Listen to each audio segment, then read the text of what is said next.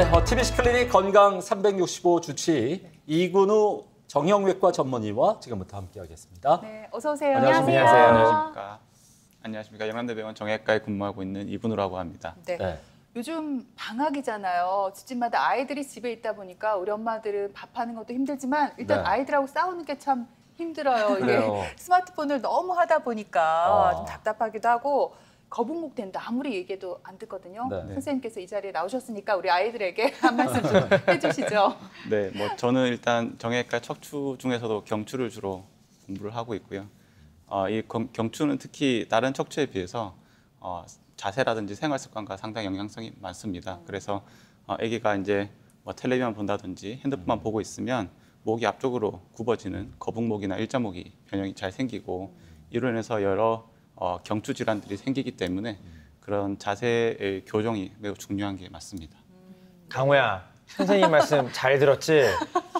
저도 우리 강호가 이 방송을 꼭 봤으면 좋겠어요. 왜냐하면 스마트폰 어릴 때부터 너무 노출이 많이 되어 있어요. 맞아요. 근데 부모님 입장에서 또 이걸 막으려고 해도 아이가 또 싸움밖에 되지 맞아요. 않거든요. 근데 정형외과 또 전문의시니까 현대인들의 이런 습관이 어른들도 스마트폰 많이 하잖아요. 맞습니다. 우리 몸이나 뼈에 진짜 안 좋은 영향을 많이 미치죠. 예, 뭐 그거는 뭐 여러 뉴스나 뭐 이런 신문에서도 많이 나오다시피 저희 목은 일차적으로 머리가 뒤로 제껴지는 그런 C자형 커브를 그리는 게 원칙입니다. 네. 그게 이제 정상적인 신경관도 정상으로 만들어주는 건데 여러 가지 뭐 스마트폰이나 뭐 여러 가지 생활 습관에 의해서 머리가 앞쪽으로 굽어지는 자세를 취하게 되면 디스크에도 부담이 많이 되고 이로 인해서 신경의 압박이라든지 통증 뭐 이런 것에 많이 연관성이 있기 때문에 그런 생활 습관의 변화가 매우 중요할 것으로 생각합니다.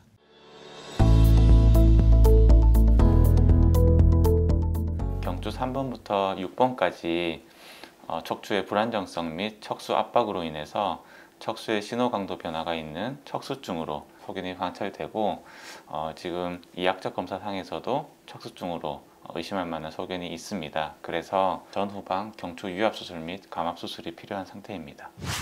스마트폰이 없으면 살 수 없을 만큼 현대인들은 하루에도 수십 번 스마트폰을 들여다봅니다. 스마트폰을 사용할 때 습관적으로 고개를 숙이게 되는데 이러한 잘못된 자세는 목 건강을 해칠 수 있습니다. 그중 가장 위험한 것이 경추 척수증인데요. 자칫하면 사지마비까지 이어질 수 있기 때문입니다. 경추에서 생기는 척수증이 경추 척수증. 척수증은 퇴행성 변화 등으로 인해 척수가 물리적으로 압박을 받아 신경세포가 손상되면서 생기는 질환입니다. 평소 물건을 쉽게 놓치고 글씨체가 변하거나 젓가락질이 어려워지고 셔츠의 단추를 채우는 데 불편함을 겪는다면 경추 척수증을 의심해 봐야 합니다. 대부분 증상이 서서히 시작되어 점차 악화되는 경우가 많아 치료 시기를 놓치는 경우가 적지 않은데요. 게다가 초기 증상에는 목과 어깨, 손, 팔 등에서 통증과 저림 등의 증상이 동반돼 단순 목 디스크와 혼동의 증상을 방치하는 경우가 흔합니다. 혹시 이런 증상이 의심된다면 지금부터 전문가와 함께 해결 방법을 찾아보자고요. 네, 경추 척수증 이름만 들어보면 이게 어떤 질환일까 감이 잘 안 오거든요. 네. 현대인들에게 또 많이 생긴다고 했는데 구체적으로 어떤 질환인지 좀 말씀해 주실까요? 네, 경추 척수증이라는 것은 우리 흔히 이제 목을 경추라고 그러고 목 안에 있는 뇌와 비슷한 조직을 척수라고 하는 조직이 있습니다. 그 척수가 만성적으로 압박이 되면서 생기는 질환을 의미하는 건데요. 정상적인 거는 정상적으로 C자형 커브를 그리고 머리 뇌부터 새카만 파이프와 같이 연결되어 있는 척수가 저렇게 존재하게 되고 이 척수의 앞뒤로는 하얀색 공간이 있어서 충분한 공간을 확보하는 것이 정상적인 경추입니다. 하지만 척수가 디스크라든지 뭐 후종인대 골화증이라든지 여러 가지 질환에 의해서 척수가 눌리게 되면 흔히 뇌 질환에 의한 중풍과 비슷한 증상을 야기하게 되고 이로 인해서 여러 가지 증상 및 진단을 요하게 하는 그런 질환을 경추 척수증이라고 부르고 있습니다. 사실 스마트폰 할 때 앞에서 이렇게 멀리서 보는 게 좋다고 하셨지만 네. 이렇게 보는 사람 진짜 잘 없어요. 없죠. 보통은 이렇게 봐요. 맞아요. 이렇게. 고개를 이렇게 해가지고 이렇게 보면 이게 너무 편하고 사실. 그렇죠. 근데 이런 습관들이 계속 반복되면 방금 말씀하신 경추 척수증에 좀 영향을 미치지 않을까 싶어요. 맞습니다. 이제 이제 앞으로 수그리는 거를 이제 우리가 굴곡이라는 표현도 하고 흉추, 망곡, 망곡이라고 표현을 하는데요. 이러한 망곡인 자세를 오랫동안 취하게 되면 디스크의 높이가 감소하게 되고 이로 인해서 디스크의 퇴행성 변화가 빨리 진행하기 때문에 디스크의 퇴행성 변화가 빨리 진행하게 되면 이는 이제 척수가 내려가는 공간에 압박을 의미하는 것이기도 하고 이로 인해서 경추 척수증이 더 악화된다는 문헌도 많이 있는데 아직 이에 대한 많은 연구가 이루어진 것은 아니기 때문에 정설로 보기는 어렵긴 합니다. 그러면은 대체 이 경추 척수증은 어떻게 생기는 거예요? 경추 척수증은 이제 척수가 눌려지는 어떠한 원인에 의해서도 다 발생할 수 있습니다. 대표적인 것은 흔히 알고 있는 뭐 디스크라든지 주간판 질환에 의해서 척수의 앞쪽에서 나오는 경우도 있고요. 그리고 우리나라 특히 한국, 일본, 중국에서 남성에서 흔히 많이 생기는 척수의 앞쪽에 인대가 뼈로 바뀌는 병이 있는데요. 이걸 이제 후종인대 고라증이라 그러는데 후종인대 고라증에 의해서도 척수가 압박하게 됩니다. 정상적인 척수는 제일 왼쪽 그림과 같이 아무것도 눌리는 게 없이 있어야 됩니다. 하지만 앞서 얘기했던 이런 외적 압박에 의한 것뿐만 아니라 우리가 이제 연세가 들면서 이제 디스크의 퇴행성 변화가 생기면서 앞뒤 불안정성이 생기게 되는데 이로 인해서 동적 압박에 의해서 또 역시 척수가 눌리게 되고 이로 인한 척수증이 발생할 수 있는 것으로 알려져 있습니다. 네. 지금 설명을 듣다 보니까 척수가 있는 공간의 부족 때문에 척수증이 생긴다고 이렇게 말씀을 해주셨는데 그럼 이게 심하게 되면 척수 협착증으로 발전을 하게 되는 건가요? 예, 맞습니다. 척수가 순식간에 금방 눌리는 경우는 보통 저희가 이제 교통사고라든지 이로 인해서 골절이나 이런 것 때문에 생기는 것을 우리가 척수마비라고 표현을 하고 이와는 별개로 척수가 압박이 되어 있었는데 만성적으로 점점점 이제 척수의 압박에 의한 신경세포의 변화에 의해서 증상이 발현되는 것을 척수증이라고 명명을 하게 됩니다. 이 척수증은 척수가 압박되어 있는 상태에서 오랜 기간 시간이 지남에 따라서 거의 대부분 발생하는 것으로 알려져 있지만 아직 척수가 압박되어 있는 정도나 이에 따른 척수증의 발생 빈도에 대해서는 정확하게 알지를 못하고 있는 실정입니다. 네, 그렇군요. 이렇게 뭐 척수가 압박된다는 점에서는 목 디스크하고도 되게 비슷할 것 같아요. 증상도 우리가 구분하기 힘들 것 같은데 어떻게 다른 질병인가요? 지금 제가 두 가지의 디스크 위치에 따라서 이제 척수증과 신경근 병증이라는 것을 이제 적어놨는데요. 척수증은 가운데 부분에 있는 척수 쪽으로 디스크가 튀어나온 경우를 척수증을 유발하는 것이고요. 우리가 흔히 말하는 목 디스크는 가운데 쪽으로 디스크가 척수를 눌리는 방향으로 나오는 것이 아니고 조금 외축으로 치우쳐서 신경근에 빠져나오는 신경근 하나가 눌리는 것을 신경근 병증이라고 불립니다. 우리가 흔히 말하는 목 디스크는 신경근 병증을 의미하는 것이고 제가 오늘 설명드리고자 하는 이 질환은 경추 척수증으로서 가운데 부분으로 디스크가 튀어나오게 되면 척수증을 유발할 수 있습니다. 목 디스크랑 비교를 해주시니까 조금 더 경추 척수증에 대해서 가까이 뭔가 접근을 할 수 있는데 그래도 뭔가 약간 아직은 제가 좀 알쏭달쏭하거든요. 혹시 어떤 증상이 있는지 알려주시면 더 잘 이해하기가 좋을 것 같아요. 제일 흔한 것은 제일 초기에 환자분들이 우선 손의 섬세한 기능이 떨어지는 것이 제일 특징적인 증상입니다. 그래서 젓가락질이 힘들어진다. 잘 써지던 글씨가 잘 안 써지게 되고 악수를 하는데 손에 근력이 좀 빠진다는 느낌이 드는 경우도 많이 있고요. 조금 지나게 되면 보행에 제한이 옵니다. 그래서 걷게 되면 남들이 보기엔 꼭 술 취한 사람처럼 비틀비틀 걷는다는 경우도 있고 본인이 걸으려고 하는데 넘어지려고 하는 증상이 생기는 경우가 많습니다. 이러한 손의 섬세한 기능과 보행장애가 시작되다가 나중에 되면 이제 앉으면 넘어지려고 하는 이런 균형장애가 생기면서 생활이 전혀 불가한 상태로 악화되는 것이 척수증의 증상입니다. 네. 근데 보행 장애처럼 균형 감각이 떨어지는 경우는 사실 뇌졸중도 이런 경우가 있잖아요. 네. 그러니까 증상만 봤을 때 이게 정말 경추 척수증인가 뇌졸중인가 좀 헷갈릴 수가 있을 것 같아요. 맞습니다. 네. 저희가 이제 척수증을 진단을 내리고 할 때는 반드시 다른 질환이 아닌지를 감별을 해야 되는데요. 대표적인 질환들 중에 하나가 이제 뭐 뇌졸중이라든지 이런 질환들입니다.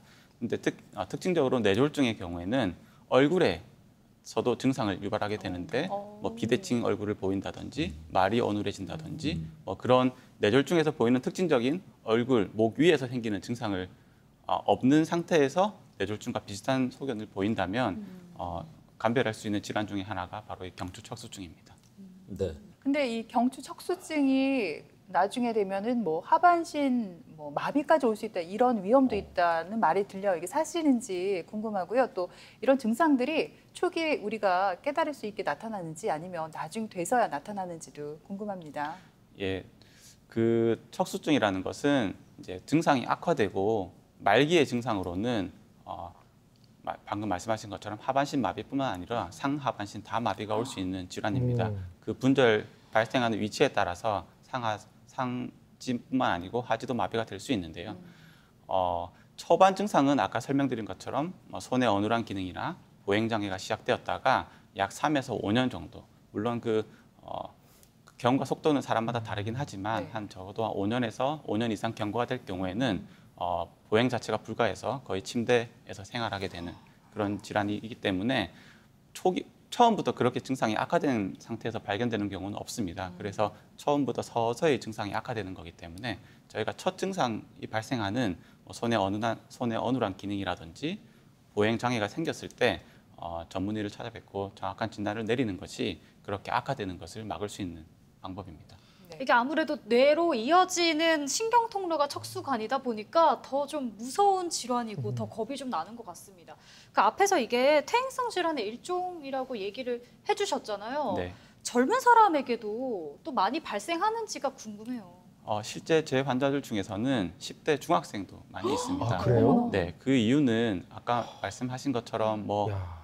뭐 핸드폰 때문에 그럴 수도 있고 그리고 제 환자들의 대부분은 이제 뭐 축구 선수나 야구 선수 같은 운동 선수도 많이 있는데 뭐 안 좋은 자세를 아마 오랫동안 취해서 아마 그런 일이 생기지 않았나 싶긴 한데 아직 사실 문헌에서는 척수증의 진단이나 증상 발생 시기를 40대 이후로 보고 있는데 저희 나라는 그보다는 조금 더 빠르게 발생하는 경우도 있기 때문에 네. 무조건 어리다고 해서 척수증이 아니라고 얘기할 수는 없을 것 같습니다. 네. 근데 또 잘생길 수 있는 위험 인자 같은 것도 있을 것 같아요. 예. 사실 뭐 특별히 딱 위험인자다 이렇게 말씀드리는 건 없고요. 네. 다만 이제 한국, 일본, 중국 이런 동아시아의 남자에서는 후종인대고라증이 잘 생기는 것으로 알려져 있기 때문에 남성이 있으면 좀 의심해 볼 수 있을 것 같고 그 외에는 따로 특히 위험인자라고 딱 정해져 있는 거는 사실 없습니다. 다만 그런데 아까 얘기했듯이 이제 연세가 드시는 이런 퇴행성 질환에 의해서 척수의 변형에 의해서 척수 압박이 생길 수 있는 것은 사실입니다. 네. 그렇다면 그 어떻습니까? 평소 목 디스크가 있는 사람들이 이 경추 척수증이 생길 확률이 더 높나요? 어떻습니까? 맞습니다. 아까 전에 제가 이제 MR 영상으로 보여드렸듯이 이 목 디스크의 위치에 따라서 척수증이 될 수도 있고 단순히 신경근 병증이 될 수도 있는 겁니다. 그래서 목 디스크가 있던 분들이 아주 미세한 사고로 의해서 디스크가 더 커지게 되면 그게 척수로 압박을 할 수 있는 그런 위험성이 있을 수 있기 때문에 목 디스크가 있던 분들도 유념해서 이런 증상이 발생하는지를 잘 확인해 봐야 될 것 같습니다. 예, 저도 목 디스크가 살짝 있는데 겁나는데요. 그래요. 예, 그래요. 네네. 컴퓨터를 많이 하거나 또 스마트폰을 하게 되면 네. 뒷목이 뻣뻣하고 이렇게 느껴질 때 좀 조심해야겠다는 생각이 듭니다. 그렇습니다. 그렇다면 경추 척수증은 어떻게 치료하는지 궁금해요. 보통 척추 질환은 수술을 바로 하기도 하지만 또 약물이나 기타 비수술적인 방법도 있잖아요. 네, 맞습니다. 일반적인 척추 질환은 수술적 치료를 우선으로 하지는 않습니다. 대부분 비수술적 치료를 먼저 해보고 안 되는 경우에 이제 선택적으로 수술을 치료를 고려해 보게 되는데 척수증은 사실 비수술적 치료 방법이 없습니다. 그래서 척수증이라는 것은 척수증 증상이 생기고 MRI 영상에서 척수에 압박이 있다면 그건 사실 수술의 적응증이고 비수술적 치료는 없습니다. 다만 증상이 경미하거나 증상은 경미하게 있지만 MR상에서 척수의 압박이 심하지 않은 경우에는 지켜볼 수는 있습니다. 지켜보되 저희가 이제 보통 6개월에서 1년에 한 번 정도 외래를 방문해서 엑스레이랑 저희가 이제 이학적 검사를 해서 증상이나 징후의 악화 소견이 보인다면 수술적 치료를 하는 것이 원칙으로 되어 있습니다. 비수술적 치료를 하는 게 당연히 좋겠지만 말씀하신 대로 그렇게 해도 치료가 안 되면 결국 수술을 선택해야 되는데 네. 어느 정도 단계일 때 수술을 받게 될지 참 궁금한데요.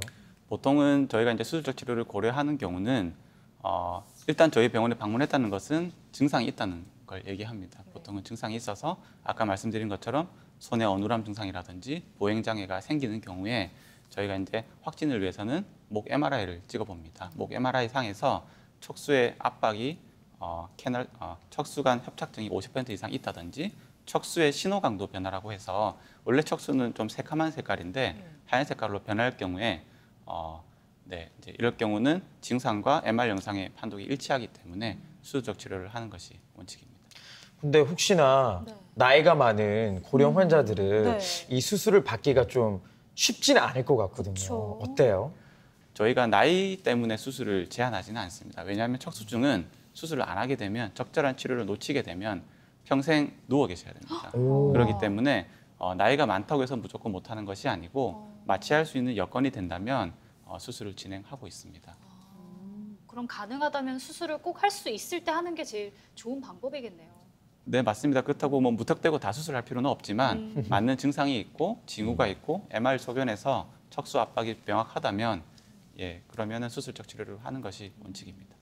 시간은 오래 걸리나요? 좀 수술 시간은? 수술 시간요? 네. 수술 시간은 전방으로 한 분절 수술을 하는 거는 한 1시간 반 정도 소요되고요. 네. 뒤로 다분절로 이제 수술하는 경우는 수술에 따라 달라지는데 뭐 2시간에서 길게는 3-4시간 정도까지 소요될 수 있습니다. 아, 그렇군요.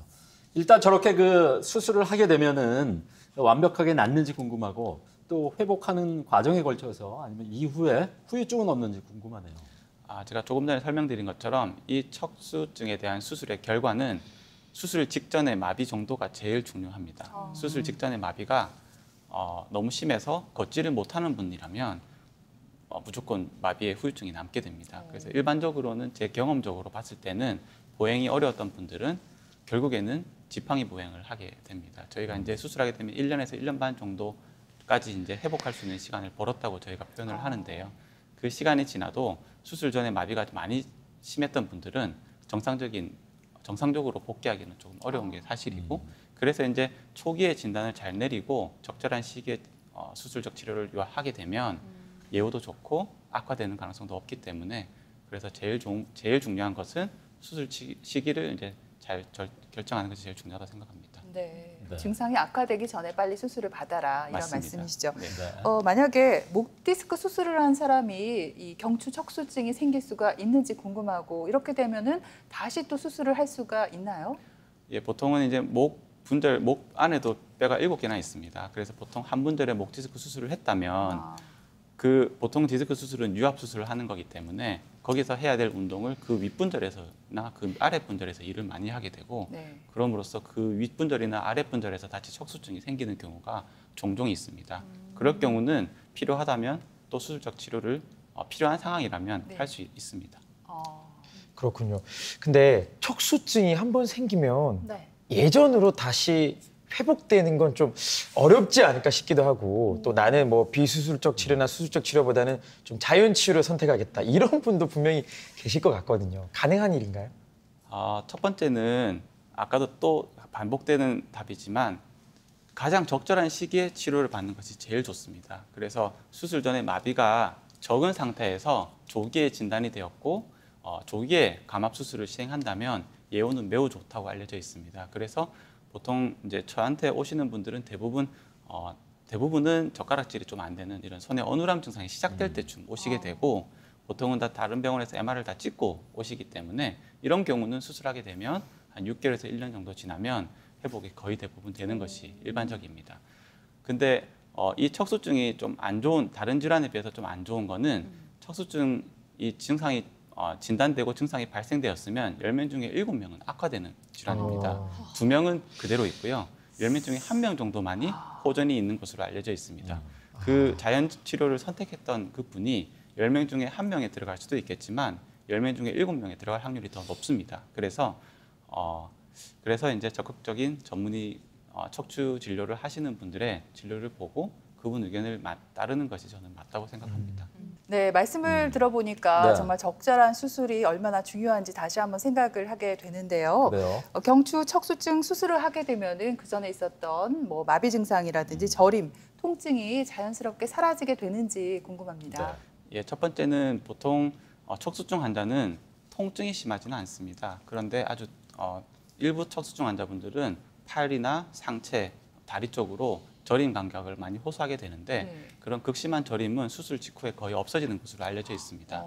다만 그런 마비 증상에 의한 후유증으로 손이나 손끝 저림은 남는 경우가 많이 있습니다. 그래서 그런 만약에 수술 전에 척수증 때문에 러미떼 사인이라 그래가지고 팔다리나 상체 쪽으로 저림이 있던 분들은 대개는 수술적 치료를 하게 되면 극심한 저림은 좋아지지만 약간의 손끝 저림이나 발끝 저림 이런 후유증 같은 저림 증상은 남을 수 있다는 것을 알고 계셔야 될 것 같습니다. 근데 뭐 글씨나 젓가락질 같은 섬세한 작용이 힘들다 이렇게 말씀해 주셨는데 네, 그런 네. 동작하는 거는 좋아질까요? 네네, 뭐 사람마다 좀 다르긴 하지만 네. 좋아지는 경우도 많이 있고요. 근데 이제 저희가 이 수술 치료를 할 때 아까 말씀드렸지만 척수증은 적절한 치료를 하지 않으면 점점 악화되는 병이기 때문에 첫 번째 수술 치료의 목표는 더 악화되지 않도록 만들어주는 것이 1번이고 두 번째는 회복은 되긴 됩니다. 회복은 되긴 되나 수술 전에 MR상에서 척수 신호 강도가 많이 변하면 이는 신경세포 일부가 죽었다는 것을 의미하는 거기 때문에 무조건 후유증이 남긴 하는데 그래도 수술 전에 비해서는 회복되는 것이 일반적인 소견입니다. 네. 그리고 네. 경추 척수증은 이 수술하고 나서 모든 수술이 그렇지만 재활이 참 중요하잖아요. 이 경우에는 어떻게 재활이 이루어지나요?